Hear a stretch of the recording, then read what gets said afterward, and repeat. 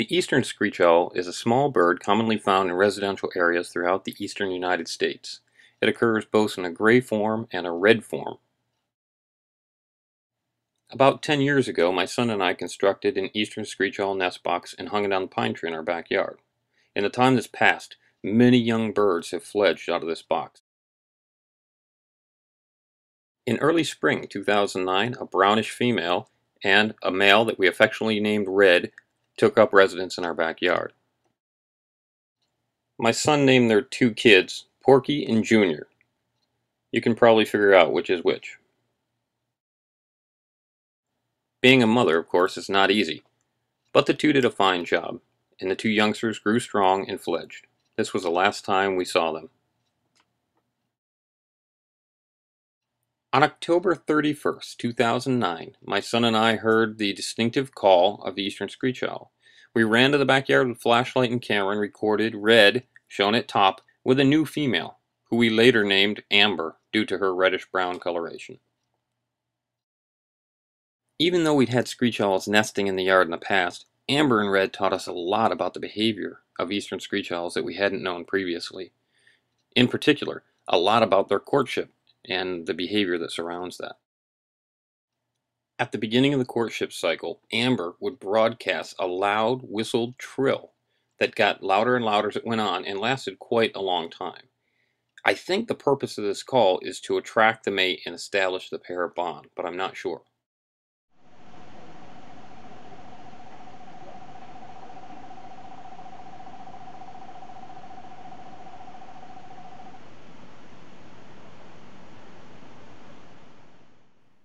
With the pair bond firmly established, Amber's behavior changed dramatically. Now she would only utter a very soft, barely audible whinny. Even though you can see the bird's chest heaving, you can't hear the call, but essentially it sounds like... You'll hear the male's voice in a second, giving the familiar trill.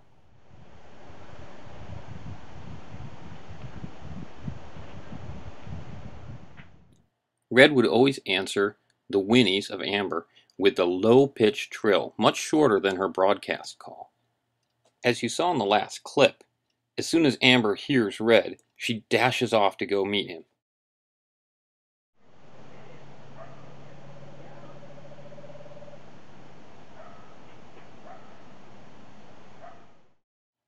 This continued for about 10 days straight. Right at dusk, Amber would begin her whinnying and wait for Red to reply.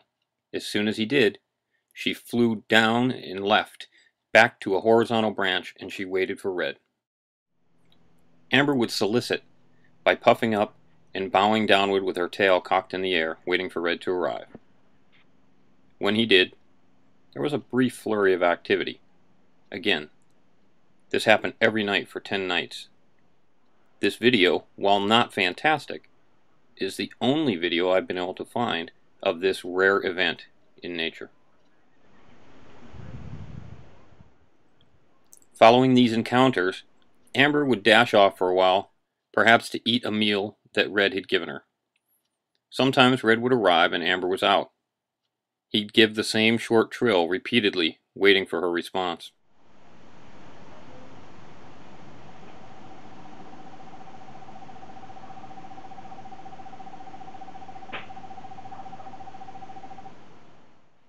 After about 2 weeks, Amber began doing her broadcast call again.